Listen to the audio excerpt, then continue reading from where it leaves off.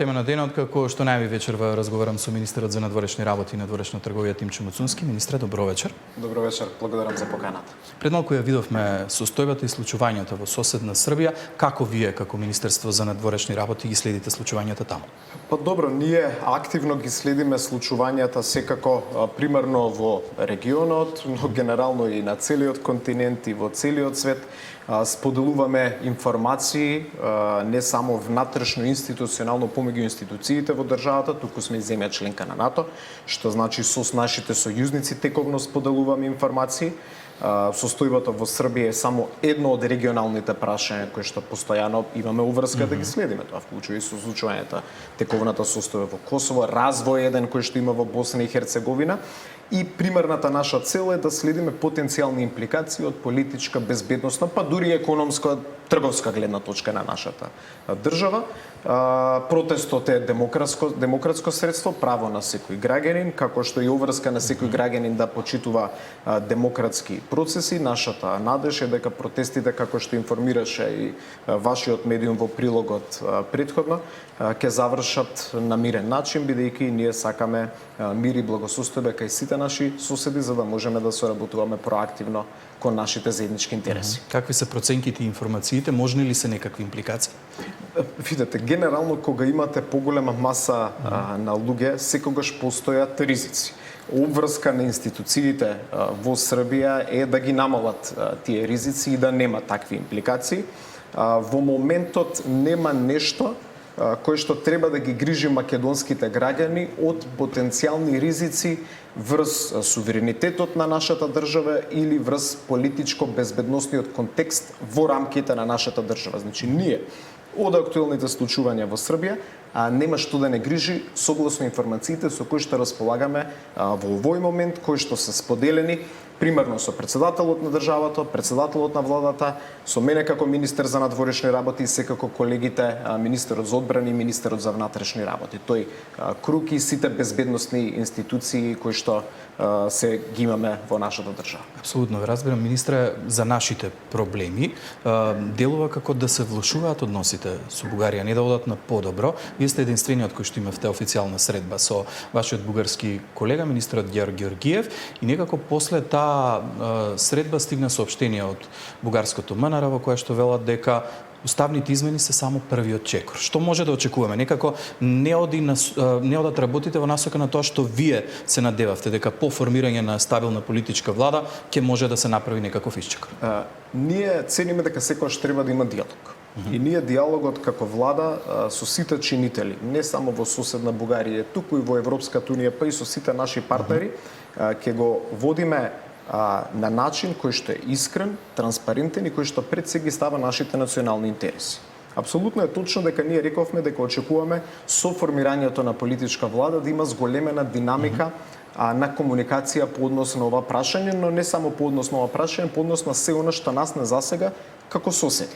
Јас иницирав средба со мојот колега министер за надворешни работи. Во последните денови министерот за транспорт иницира средба со неговиот колега. Министерот за внатрешни работи исто така иницира средба со неговиот колега.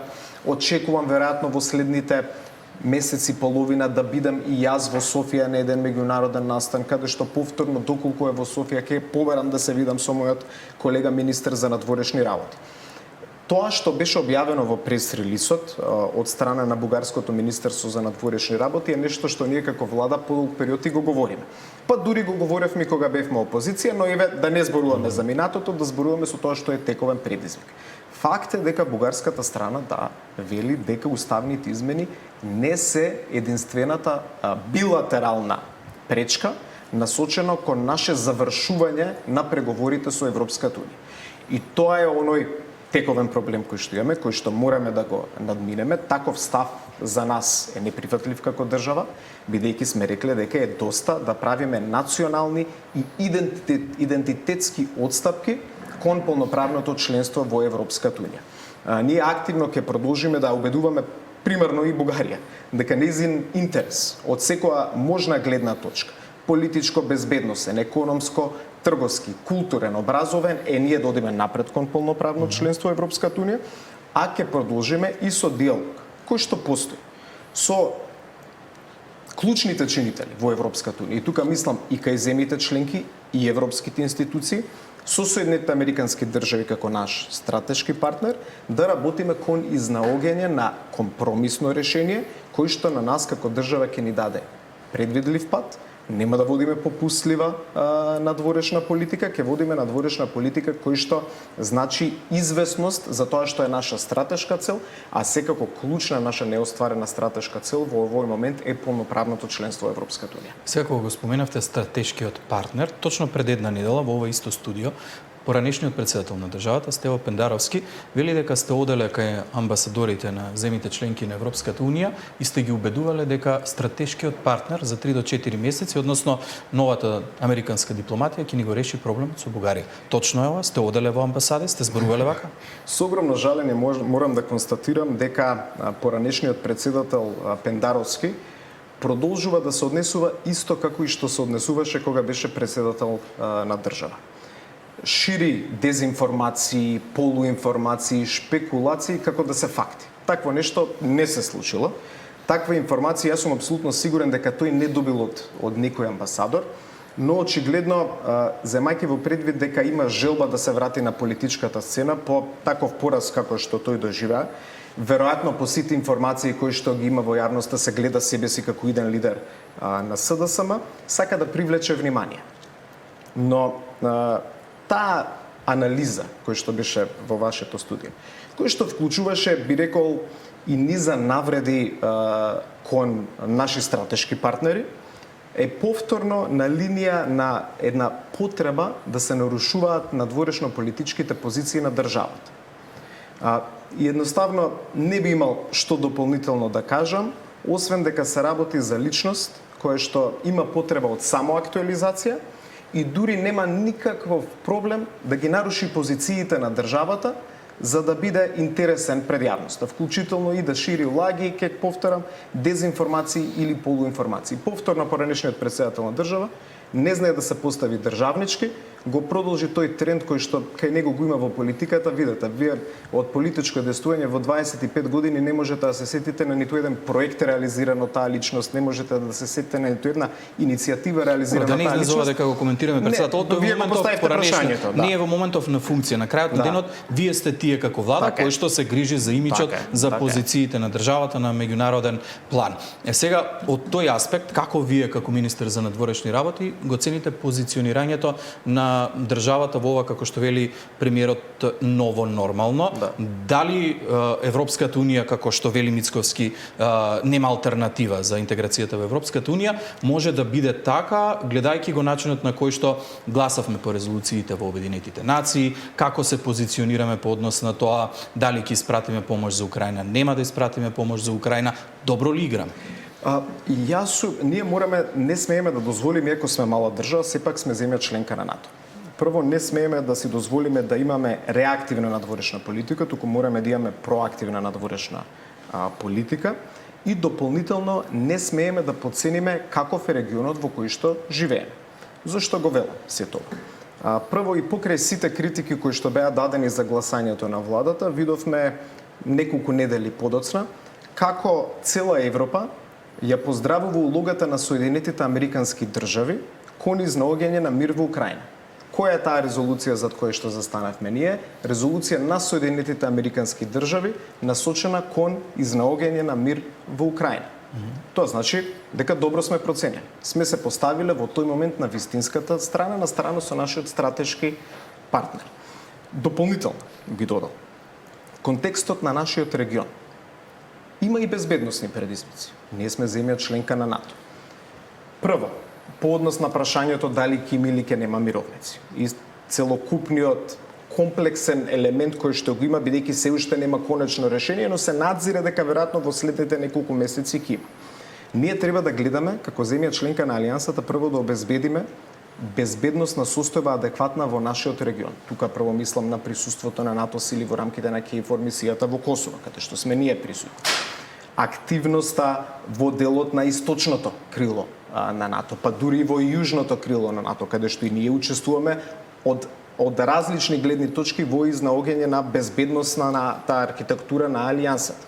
Значи ние мораме тука да даваме активна улога и затоа како влада ќе продолжиме да бидеме активен чинител, ќе продолжиме јасно да ги афирмираме нашите ставови и позиции, ќе работиме и со Европската Унија, ќе работиме и со Соединетите Американски држави, но истовремено пред да носиме било каква одлука, мораме да видиме какви ќе бидат решенијата по однос на потенцијалното присуство на мировници во Украина.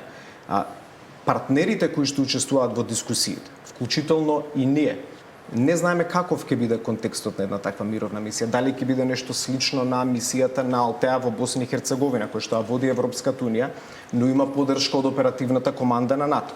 Дали ќе биде мисија под покровителство на Обединетите нации? Тоа се прашања кои што во моментов не се разрешени и затоа велиме по консултацијата која што имаме одржано, можеме да кажеме дека ние како држава во овој момент не сме подготвени да посветиме сили од нашите безбедносни служби, односно армиски сили, во мисија која што би била на територијата на Украина. Министре, јас целосно ве разбирам, но од друга страна ги слушаме коментарите во јавноста. Владата вели дека застануваме први во редот за да фатиме позиции кај новата администрација во Соединетите Американски држави, но и покрај нашето гласање, имајќи во предвид дека сосема поинакво од нас гласаше соседна Србија, синот на Доналд Трамп отиде во Србија. Велат сега кој е прв во редот? Вучич или Мицковски? Видете, не е ова надпревар кој каде бил присутен, според мене. Министерот за трговија Хауард Лутник беше во Македонија. Специјалниот представник на председателот Трамп Ричард Гранел беше во Македонија. Ние не водиме надпревар со соседите, ние водиме битка за афирмирање на нашите позиции. И така да се однесувале нашите претходници во последните 7 години, нема да сме биле во позиција која што сме сега. Ја слушаме критиката постојана, која што и од раководството на опозицијата и од одредени така наречени аналитичари блиску до нив се критикува трансакцијската надворешна политика на Соединетите Американски држави. Значи отворено се влегува, иако ни е тоа стратешки партнер, во конфликт со нашиот стратешки партнер, а при тоа веројатно тоа е така бидејќи тие мислат дека не треба да се води трансакцијска надворешна политика, треба да се води послушничка надворешна политика. Односно на надворешна политика која што само слуша тоа што се бара од нејзи и го реализира без да размисли за импликациите. Што е трансакцијската надворешна политика? Таа е надворешна политика каде очекувате дека кога ќе реализирате нешто, вашата држава, земајќи го во предвид нејзиниот интерес, ќе добие нешто за возврат.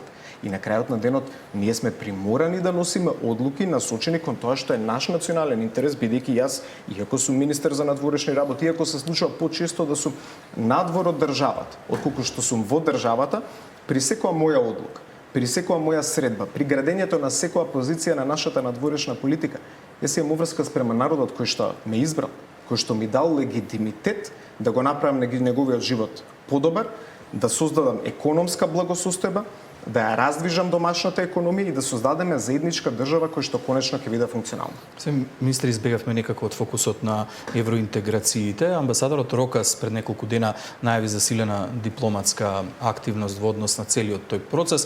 Најави дека во овие 2 месеци доаѓаат највисоките представници на Европската Унија во земјата. Ако не грешам, следната недела се одржува еден важен состанок на лидерите од земјите од Западен Балкан. Што очекувате вие лично во целиот овој процес? Може ли е реално некаков напредок? Ние заедно со нашите партнери во Европската Унија постојано работиме на овој процес. Никогаш не сме застанали. И би рекол и подалеку од Европската Унија. Јас аргументот кој што го давам за нашето засилено присуство во Соединетите Американски држави е дека таму сме со 2 клучни цели.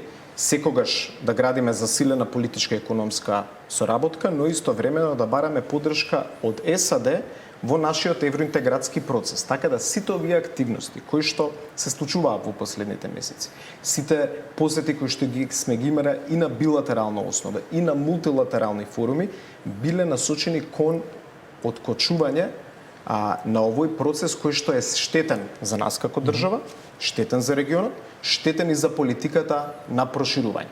Дојдено е времето кога треба да испорачаме. Истовремено дојдено време кога ние како членка на алијансата и земја кандидат за Европската Унија треба да работиме на градење на мостови.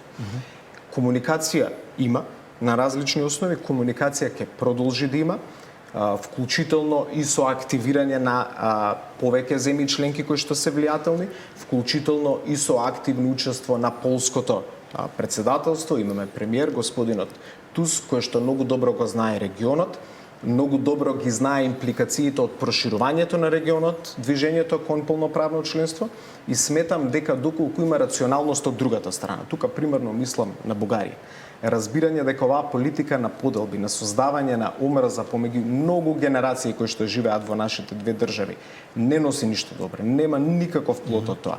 Доколку има разбирање и свеска и бугарската страна, доколку застане тој наратив на игнорирање на реалноста, на игнорирање на фактот дека не можете вие да одбирате кога ќе нагласувате дека има потреба од почитување на човекови права, но кога самите не ги применувате тие европски стандарди и пресудите на човековите права, тоа е нешто што е неприфатливо. Македонците во Бугарија се реалност и тоа треба нашиот сосед да го прифати. И заеднички да дискутираме каква е нашата европска иднина. Со сите наши партнери ќе соработуваме и јас сум внимателен оптимист дека доколку има волја од сите страни може да се најде решение. Добро, министре, ве држиме за збор, ќе видиме што ќе се случи наредниот период. На крај сосема на кратко многу актуелна тема деновиве во јавноста, зошто министерот Лимани не доби американска виза. Имате информација како министер за надворешни работи? Повторно ќе констатирам, за жал, во недостаток на креативност насочена кон создавање на подобра држава, опозицијата се внесува во ситуација каде што се извинува за своји изјави, се извинува за своји пресрелисови, бидејќи шири дезинформации, шпекулации и полувистини. Господинот Лимани, одговорно тврдам како министер за надворешни работи, не одбија за виза за Соединените американски држави. Повеќе детали не би можел да кажам, од почит и кон нашиот стратешки партнер, но од почит и кон приватноста на господинот Лимани. Јас како министер за надворешни работи одговорно тврдам дека тој не е одбиен за добивање на виза за Соединените американски држави. Добро. Министре, ви благодарам многу за гостувањето во тема.